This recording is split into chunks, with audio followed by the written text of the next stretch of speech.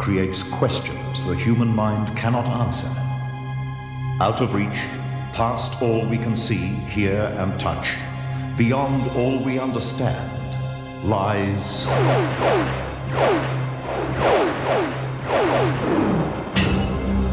the extraordinary. I told you, get down, get down! The extraordinary is the apparent possession of this suburban Californian home. Put something around my neck. Ghostly images, photographed and videotaped. Images of the San Pedro ghost that have excited the scientific community. I guess what's particularly unique about this case is that the phenomena had a distinct, belligerent, malevolent nature to it, in the sense that it almost seemed bent on hurting people. It is the strange dream that prepared this woman for a family tragedy. A dream that she will always be grateful for.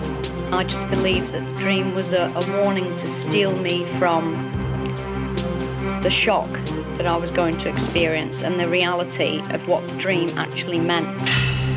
The extraordinary is the day Jim Belushi's father insisted he have a picture taken on a white horse for the headstone of his future grave. A photo that almost cost Jim's father his life. The irony of it just killed me, all the death signs, and he almost got killed.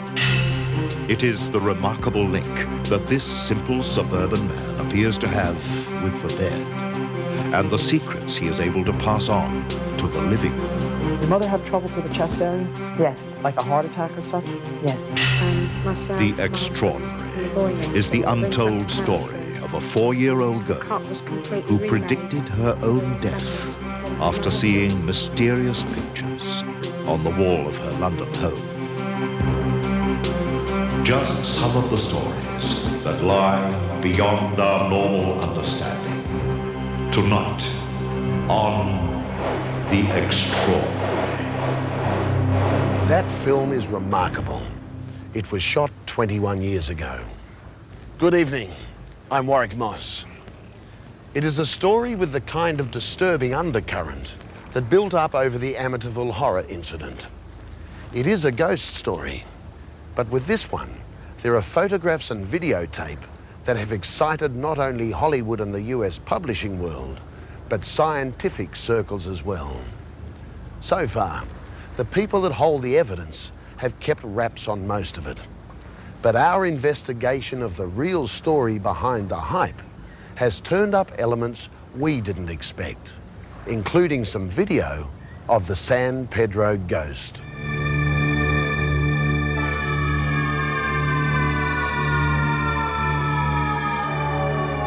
It is either the story of an exceptional haunting or an elaborate hoax. It happened here, in this drab turn-of-the-century bungalow at the edge of the harbour in San Pedro, an hour south of Los Angeles. At the time, it was the temporary home of 32-year-old Jackie Hernandez, who was separated, pregnant, and struggling to support herself and her 2-year-old son, Jamie. Circumstances some point to as the likely source of an overactive imagination.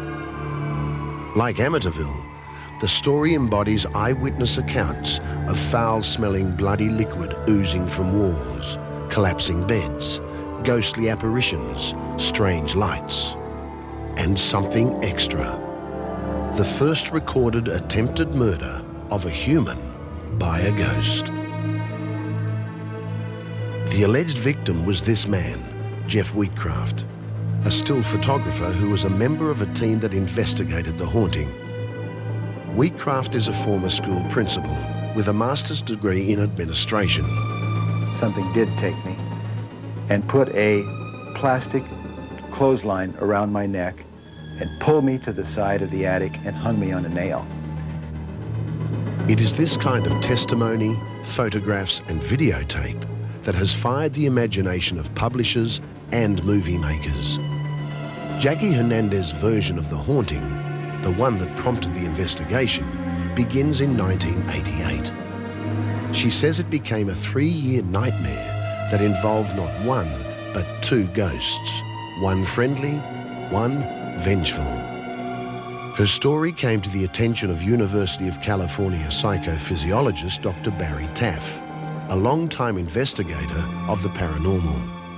I guess what's particularly unique about this case is that the phenomena had a distinct belligerent, malevolent nature to it, in the sense that it almost seemed bent on hurting people.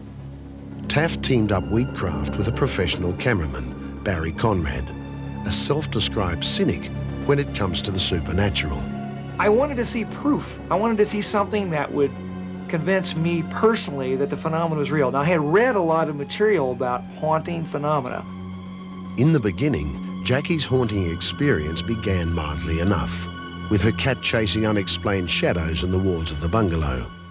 Then she began to hear voices in the attic. One day, she saw pencils fly out of a pencil holder. Then came the day of the ooze. Jackie was washing dishes with her babysitter, and suddenly, the blood-like liquid began seeping from the kitchen walls. When I pulled my hands out, the first thing, that's when it first appeared, was on my gloves underneath the water. I pulled them out and there was this orange stuff on them, and I didn't show Chrissy. I was thinking, I wonder what this is. My first thought was I cut my finger or something, but that wasn't the case. And I turned around to show her because it was all over, and then I noticed it was coming out of the glasses, it was coming off the walls, it was just oozing everywhere. When details of her nightmare came to the attention of Conrad and his colleagues, they were ready to categorize it with the thousands of other duds and hoaxes reported each year. We didn't expect anything to happen. You could go to hundreds of these cases and nothing would ever happen. Then they spent 2 nights in the house, and the San Pedro haunting was about to become legend. The team was armed with sophisticated electronic sensing devices, video cameras, infrared detectors, and image intensifiers. Early on in the case, some viscous fluid was flowing out of Jackie's cupboard, and we took some samples back and had it analyzed, and it was sort of a clear fluid with a orange fluorescence to it, and it turned out to be human blood plasma from a male, an older man. It had a heavy copper and iodine content to it. It was heavily oxidized. Now, what is that doing flowing out of anyone's cupboard in any house, let alone Jackie's? Even during their interview of Hernandez on the first night, Conrad and Wheatcraft heard furious banging and scraping sounds in the attic. The noise prompted photographer Wheatcraft to climb above the ceiling. Almost at once, his 35mm camera flew from his hands. I have the camera up behind, over my shoulder, and I'm firing 1, 2, and I remember firing into, I think it was the 3rd frame, and as I fired into that 3rd frame, I get this jerk of this camera being pulled out of my hands, completely pulled out of my hands. And you know, that's frightening because you know that there's nobody in that attic. The experience this night prompted an investigation of the Jackie Hernandez case that would last 2 years, for the ghost in the attic was about to go haywire. The second incident in the attic involved Wheatcraft again, almost as though the ghost had somehow singled him out as his target. Wheatcraft and another investigator had climbed into the rafters together. At first, they could see and hear nothing unusual. Then suddenly, in the darkness, Wheatcraft felt something around his neck and cried out. In the confusion, the camera flashed. And the next thing I remember is my neck is pulled over to the side near a rafter, 2x4 rafter, and I'm hung on a nail. I didn't know I was hung on a nail, of course, but I knew that there was something around my neck. And I knew that I had lost some time there because I don't remember anything being put over my neck or around my neck or anybody grabbing me or anybody picking me up or anything picking me up. But all of a sudden, there I was. All right? I told you, get down, get down! This is the only photograph of the hanging the investigation team has so far released. Put something around my neck. Oh, shit. Oh, my God. Jeff, get down right now. Oh, my God, I knew it when it was torn. Please, get down, please. What is this? I wanted to get the hell out of there, and I think the statement was when I got downstairs was, it's definitely raising hell. And it was raising hell. I don't know. Whatever it was, Who was vicious? Oh, shit. Gary, get down out of there, buddy. Can you find my glasses? Gary, Jeff. Look at this. Look at Jeff, this. turn the camera. Jeff, are you okay? Jeff, I'm fine. Jeff, tell me what happened, buddy. Well, I don't know, Gary. I told Gary that there was nothing happening up there, and he turned around and came. He was coming this way. All of a sudden, I feel this thing around my neck, and it's got me hanging, and it's pulling on my leg. Those that accept the Hernandez story believe that the ghost could be the spirit of a seaman named Herman Hendrickson, who drowned in San Pedro Harbor in 1930. Conrad believes that Hendrickson contacted them one night during a session with a Ouija board. So we tried it on a lark that night, and I have to tell you, it was an incredible experience. It was the most frightening experience that I had. What happened that night was right out of a horror movie. The room got extremely frigid, extremely cold. The table shook violently. This entity communicated in very clear sentences, spelled out very intelligent words. And he told us that he was murdered. I said, "Where did you die?" And it said, Pedro Bay. I said, "What year?" It said 1930. If Hendrickson is the vengeful ghost, who is the friendly orb of light that has so far acted benignly to both Hernandez and the investigation team?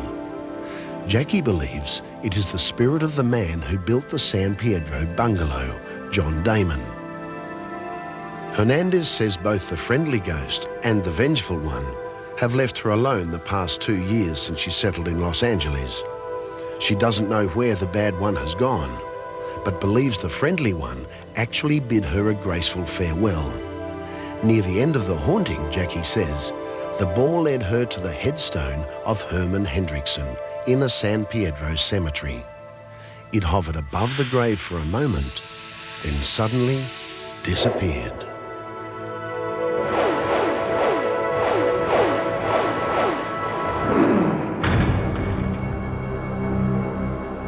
We've spoken about premonitions before. Those happenings we can't explain. Things that unsettle our nerves, make us question our own sanity. Just imagine having a premonition of disaster in your own family. Imagine carrying the burden of such an experience when you can't quite work out what it all means. This story is about Wendy Brown and her young daughter, Donna.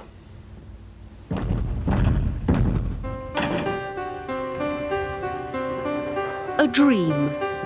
One of those fragments from the subconscious which are unnerving and which cannot be explained. You've done the prayers, huh?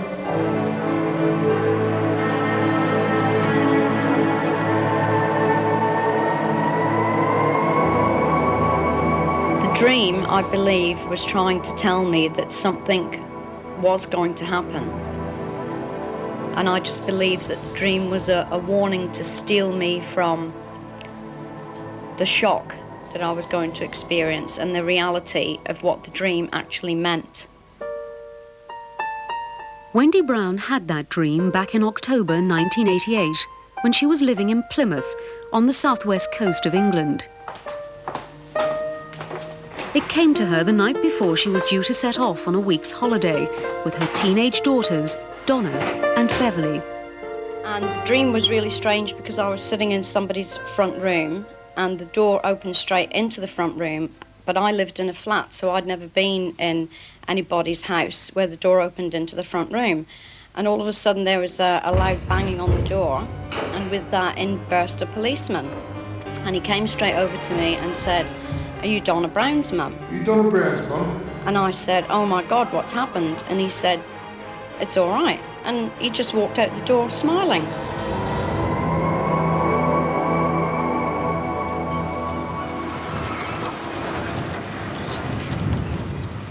Wendy's daughter Beverly still lives in Plymouth. She was 16 when her mother had that strange dream, and she remembers the scene at breakfast the next morning. Did it frighten you? It did a little bit, yeah, because for my mum to have dreamed something like that, or for anyone to dream something like that, it'd frighten you. Did it stay in your mind at that stage? It did for a little while, but after that I just blanked it out. Wendy's dream left the whole family bewildered, but they were determined to try to put it to the back of their minds. They were due to go off on holiday and didn't want anything to ruin those plans. They caught a train from Plymouth Station to Liverpool in the north of England, where they would be staying with friends. We went on holiday, everything was fine, we had a good time. And the last night there, Donna had a friend in Liverpool who had been a pen friend, and Donna had said, "Can I go and stay at Claire Dodd's house for the night?" And I said, "Fine, so long as you're back on time to catch the train the next day." Donna was 14, and she and Claire had been invited to a birthday party that night. Wendy was spending the last night in Liverpool at home with her friends. Young Beverly was already asleep upstairs, and around midnight the adults were about to turn in too. And all of a sudden there was a loud banging on the door, and in burst a policeman. And at that time I thought, my God, I know what's going to happen because I've dreamt this. And for a moment, it certainly followed the pattern of the dream exactly. You Donna Brown's, Mum? But that's where the similarity between dream and reality ended. You'll remember that in the dream, the policeman simply said, "It's all right," smiled, and walked away. So Wendy was hardly prepared for what actually happened next. And I said, "I know what you're going to say." And he said, "No, I'm sorry, you don't." And he said Donna had been involved in a serious car accident and had horrific head injuries. You have to get to the hospital straight away. Donna and her friend Claire never made it to the birthday party. Several hours earlier, while Claire's mother was driving them there, her car was involved in a freak accident. By the time Wendy and Beverly arrived at the hospital, it was too late. One of the doctors came into the room we were in, and he closed the door behind him. He leaned against the door and slid down into a crouching position to explain to us what had actually happened. And all of us in the room just broke down. We couldn't believe it. And the fact that Mum had dreamt it as well, and we were only talking about it in the car on the way to the hospital, shook us up even more. I was still in a state of shock, and I was slapping myself and twisting my hands together because it's just something that you don't believe is ever going to happen to you. You say to somebody, when it's my turn to go, I'll go, but you don't believe that any of your children are going to go before you. A ghastly crash that claimed 3 lives just a matter of days after Wendy's mysterious dream. A dream that in some respects proved to be so accurate. You Donna Brown's, Mum? What was really incredible is that the policeman in the dream, who was well over 6 foot, was the exact same policeman that came through the door in reality. Both very tall and both had fair hair. But as we've seen, there was a fatal flaw. Unfortunately, on the one crucial point, the vision and the actual event did not match at all. Donna was my sister. She was also my best friend. I think if we had taken more notice of the dream, we would have been able to heed the warning and maybe have prevented it, and maybe she'd still be alive today. Although Donna's death came as a big shock, dreaming that dream previously allowed me to accept the fact that she was dead much more easier than what it would have been if I hadn't had a dream to warn me of the situation that was about to occur.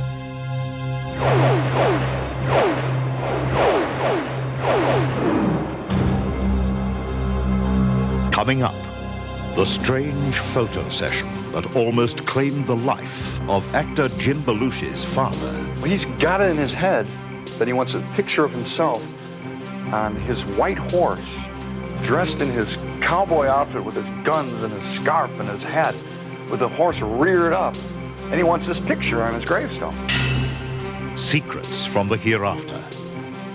George Anderson, a simple man who appears able to talk with the dead and relays secrets he would not have known. You might also feel you didn't have a chance to say goodbye to her. But don't let that bother you. She says that she has not left you. She is not with you physically, true, but she is emphatically with you spiritually. And the story of 4-year-old Tracy, who predicted her own death in a motorcycle accident after seeing strange pictures on the wall of this London house. What do the pictures show? A man in black on a bike, and she said this bike was going to hit her and she couldn't get out of its way. Hollywood actor Jim Belushi is shy about personal interviews. He's been burned too often by questions about his famous late brother John, who died before his time in the fast lane of excess and drugs. But Jim is the antithesis of that legacy, a serious artist with a rare, gentle sense of the meaning of life. In recent years, Jim Belushi has established himself as one of Hollywood's A players, with starring roles in movies as diverse as Curly Sue, Traces of Red, K9, and the new miniseries Wild Palms. We spoke to him at his elegant home in Los Angeles.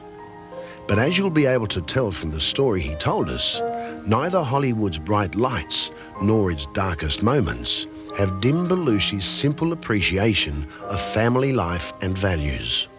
It was an ethnic household. My father came from Albania, and my grandmother lived with us, and there was another language being spoke. And so they cooked liver and onions and very bizarre kind of foreign foods, and then I would go out onto the street into this American lifestyle where people's parents spoke English, and they made regular meatloaf. And so I kind of lived in two different worlds in a way. My grandmother was probably one of the, lightest people I had. The white light, the giving, the commitment. She always put her ego aside and committed to the needs of others. And got nothing in return except for in serving. And I'm trying to move my life away along those lines now too. And it keeps the circle going. It keeps the circle of light going. Belushi's sister is also very spiritual. In fact, she is a psychic. My sister's great. My sister has the most positive energy, white light that comes from her. My sister's a famous psychic here in the United States, and she reads cards. Now, she doesn't read tarot cards because she believes there's an evil side to that. She just reads playing cards. She won't read our cards because she read my mom's cards and saw her death. And my mom died shortly after that of cancer. So she won't read our cards. But she'll do this question-answer one with me. I shuffle the cards and then mix them all up with my right hand. I ask a question, take 5 cards and lay them out, and she can answer the questions for me. I definitely believe in God. When my son was born is when I really believed it. I mean, I always kind of believed that there was a God and stuff, but I kind of was in control of my own life at that time. But then when I saw the birth of my son, I went, oh, God, this is a miracle. And that kicked in the commitment. Yeah, I believe in God's will, that things happen for a reason, to learn a lesson, to grow, to be brought along. Have you ever had any feeling that you were able to be in communication with anyone who's passed on? No, not really. I believe that that communication is within, In our religion, they say that, there's all kinds of things that happen for 40 days. I don't know why they pick 40 days, but after someone dies, that their soul is around for 40 days and then it leaves, you know. And, you know, kind of went along with that. But I do believe that if you go along with that premise, you know, what I believe that is that soul, if there's a tragic death, that soul, someone told me one time that those souls hang around the earth for years because their souls are so, they're just taken off guard. And it could take 5 years for them to move on to the next place. And I thought about it, and what I really thought was it takes 5 years for the people here to let go of their soul. And I think it's more about people here on earth letting go of the soul, letting go of the spirit, so they can become a better person and closer to God and closer to themselves. But it was a conversation about death with his aging father that Belushi said led him to an insight on the ironies of life. So my father, he's older, you know, he's 76 or something. And he loves horses. He thinks he's John Wayne, you know. And so he's got it in his head that he wants a picture of himself on his white horse, dressed in his cowboy outfit with his guns and his scarf and his hat, with the horse reared up. And he wants this picture on his gravestone. And I said, no, Dad, don't worry about it. Take your time. Well, he was stubborn. And he had this whole thing in his head. And he laid out all his stuff the night before. And he dressed up and he went out and he sat on this horse. It's a white horse, which is a white horse is a symbol of death, right? He's taking a picture for his gravestone, which is another symbol of death. He's sitting on the horse, and a helicopter called Life Force, which is an ambulatory helicopter, flies over while he's taking the picture. The horse gets spooked, throws my dad off the horse, and my dad broke his shoulder, 3 vertebrae, 6 ribs. And the irony of it just killed me, all the death signs, and he almost got killed. And then the killer of it all was my stupid little cousin took the worst picture. I mean, it was like a huge picture of the horse. You couldn't see my dad's face. It was like a bad picture. But she got a close-up of him on the ground, passed out. And when I got the pictures back after the hospital, I said, Dad, you see this picture of you passed out on the ground?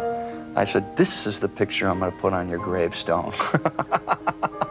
Don't you dare. I said, Dad, you're going to be dead. This is for doing a stupid thing, wishing for death here. Oh, Jimmy, leave me alone. I said, no, leave death alone and just enjoy your life, will you?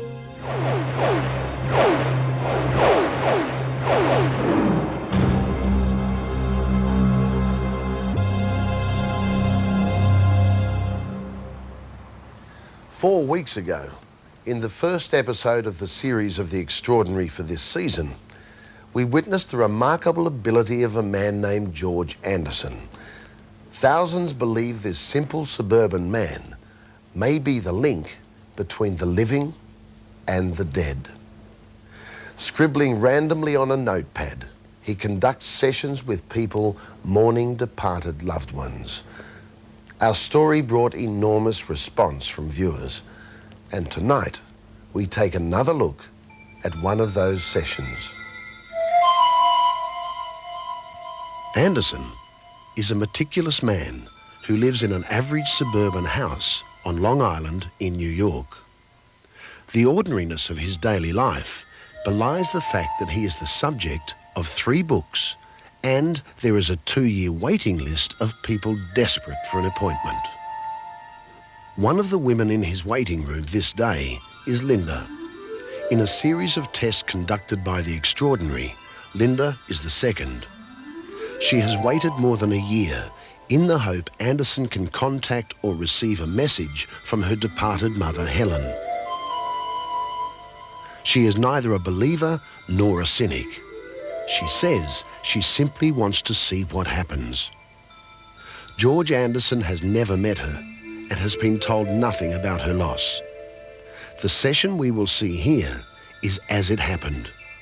Any editing is for time purposes only.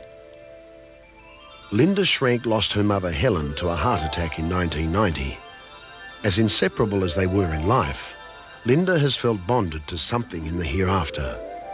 She's become increasingly nervous and apprehensive after several hours in the waiting room.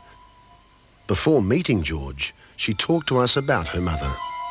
She was 66. She was energetic. She was loving. She was full of life. There's a big void in our family without her. She was the sweetest person. We were very close. You know, very close, like sisters. You know, we got along really good. I talked to her every day, most of the time. That's what was the hard part after she passed away. Go to pick up the phone and realize you can't call anymore. You know, there wasn't anybody to talk to. It was a void. It had been particularly hard on Linda's father, who sank into a deep depression. I had a twin sister. She's dead. She died 3 weeks after she was born. Yeah. But I don't know, with my mother dying, it just like brought it all back to my father. You know, he had flowers sent from the baby.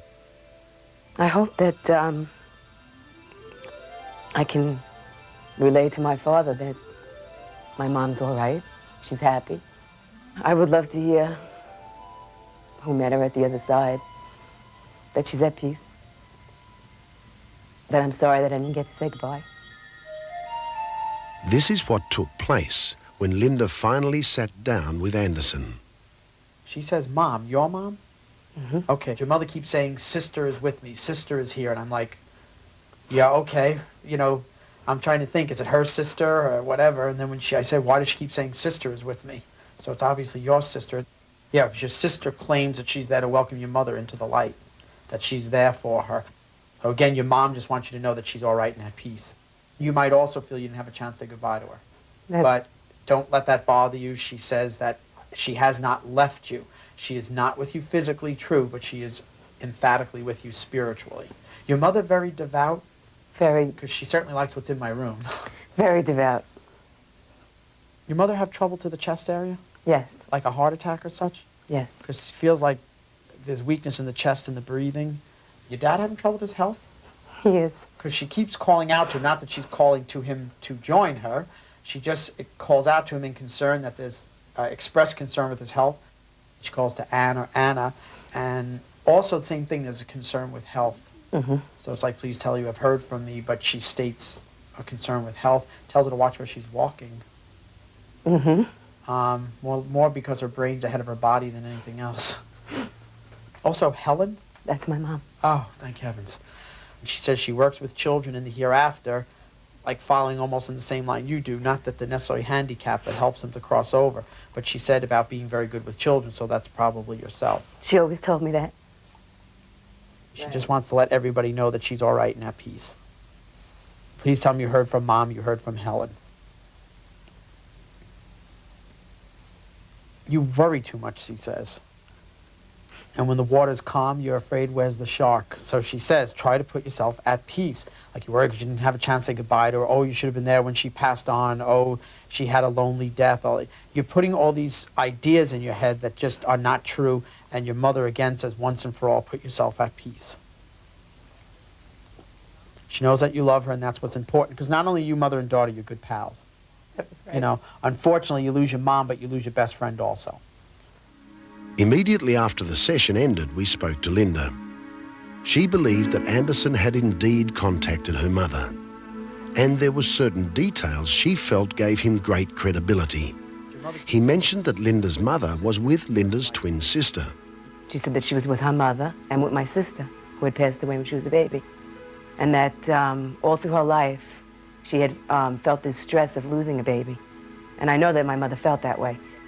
Linda was also impressed with Anderson's accurate description of her Aunt Anna. I have this one aunt that she's just clumsy. I mean, she just is always falling, you know. And in a joking way, she told my Aunt Ann to watch how she's walking, that her brain moves faster than her feet, and that she should start being a little bit more careful. And finally, she was touched and comforted by the message from her mother. All I can say is that I believe, felt like it was coming through her. Especially when she started talking about my job and the work that I do with kids, and that she's doing that now. Definitely, because that's one of the last things that she said to me when I talked to her right before she passed away, is how she admired me for my job that I was doing. So it was definitely coming from her. Was there contact between the living and the dead this day? Linda believed there was. Whether it's true or not, she says she came away from the session a happier person than when she arrived. I just feel more peaceful, that she's okay, you know, and that I did everything I could.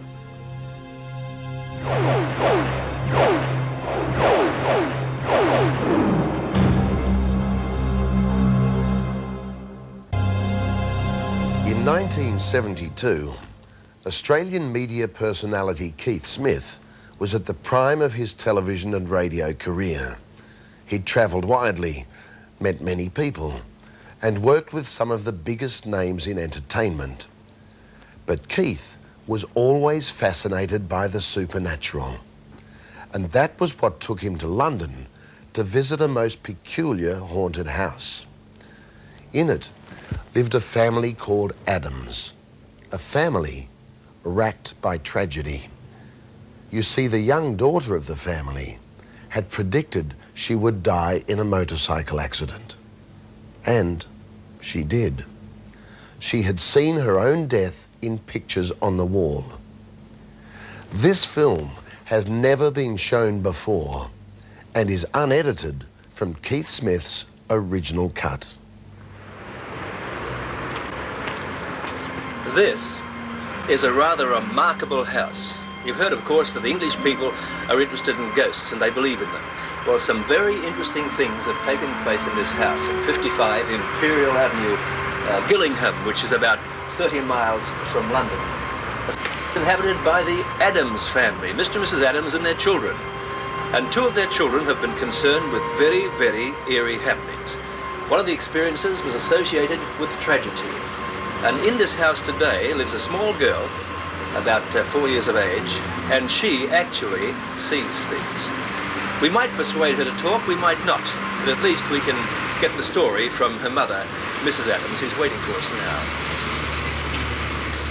You were born in this house, were you, Mrs. Adams? Yes. How old is the house? About 90 years old. What happened here a couple of years ago?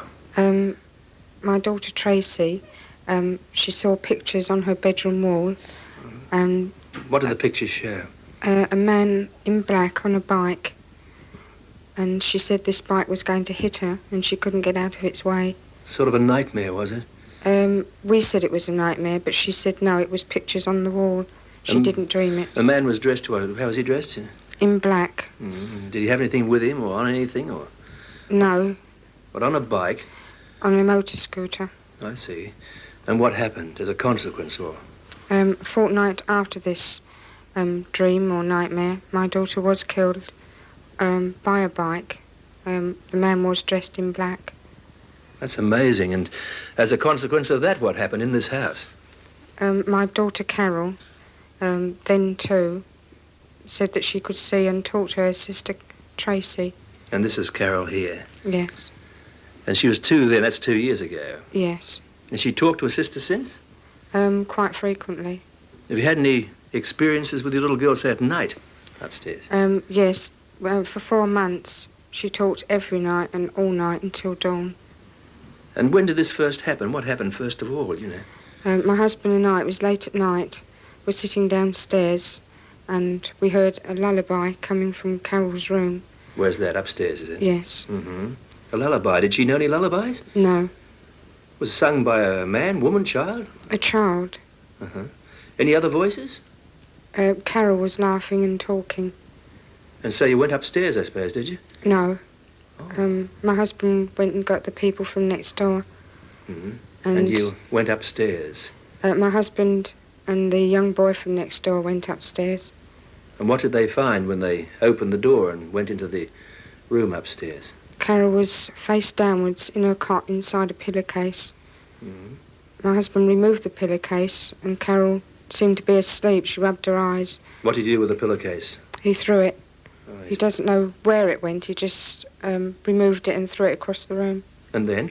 They came downstairs. We went next door to have a cup of tea and quietened ourselves down. We came back and decided to put Carol back to bed again. Myself, my husband and the boy next door, we went up to Carol's room and the cot was completely remade. The pillow was back onto the pillow.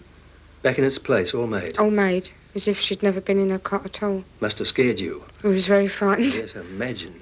Your little girl who lost her life, she made this ashtray at school, didn't she? Yes. You had an experience with this too, apparently. Yes, upstairs. And what happened? My husband and I were asleep when there was a crash. We awoke and put the light on. And on the floor was the ashtray. The cigarette ends were in one neat little heap, the matches in another, and the ash in another. Not spread over, as you'd imagine? No. All neat and tidy. Were you scared? Very frightened. It was obvious that something was watching us, but we couldn't see it. Do you think that she really talks with the sister these days? Not so much now as she did before. Does she show any signs, as a result of talking to her sister? Any messages relayed, or does she do anything or say anything which her late sister said when she was alive? She has taken one or two of Tracy's habits. Has she? Yes. And does she talk to you about Tracy? Oh, yes. What does she say? I mean, can she see her there in the room? Oh, yes, she'll say, mind, you're going to sit on Tracy, and because we never see anything at all. We go to sit on a chair, and she'll say, no, she's already sitting in it, and ask us to get away from the chair. And when she talks to her sister, do you think that her eyes are open? Is she awake, do you think? I think so. Now I do. Your other children have seen things too, haven't they? Yes.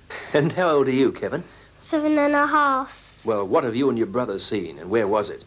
A man who was near a bedroom door upstairs. Oh, how did you come to see him?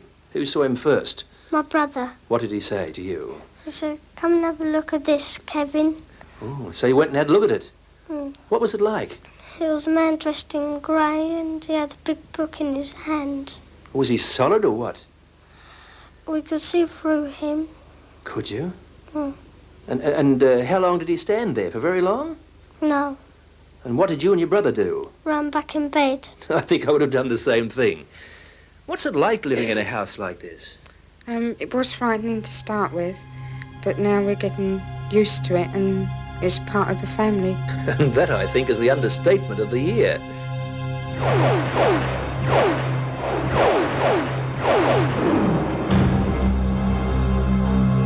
John Newcomb will never forget the night before the opening ceremony of the 1984 Los Angeles Olympics.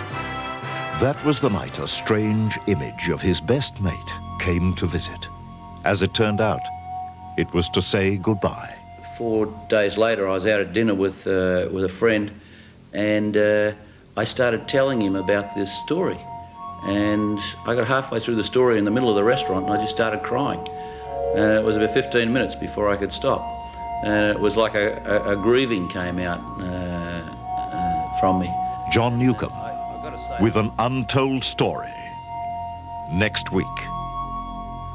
Nuke and Pancho, and strange telepathic signals. It's a very moving story. Also next week, a remarkable story from the annals of Australian aviation. It's about a young air hostess with the old airline ANA, and the night she didn't want to fly, she had foreseen a plane crash. Good night for now. See you in the future. I'm worried about flying tonight. Why? I had a dream, the one I told you about. Oh, don't worry about that. I don't like this, Liz. I don't feel right.